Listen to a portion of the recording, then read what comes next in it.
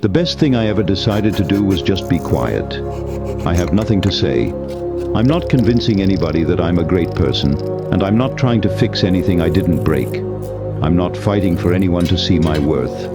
Whatever you do is on you. You better hope you don't regret it. In my silence, I found peace, no longer bound by the need to prove myself or to mend what wasn't mine to fix. I discovered a new kind of strength.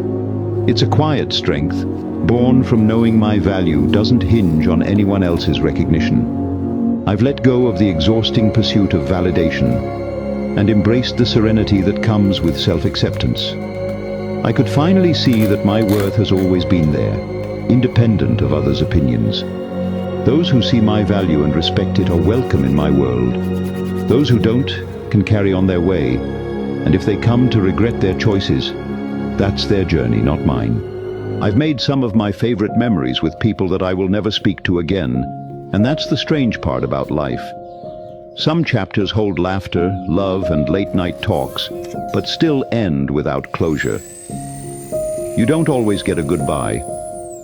Sometimes people just fade into the background, leaving behind echoes of moments that once meant everything. It hurts, not because the memories weren't real, but because the connection wasn't meant to last.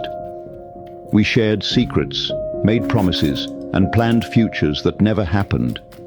And yet I wouldn't erase them, because in those moments, even if temporary, we were exactly who we needed to be for each other.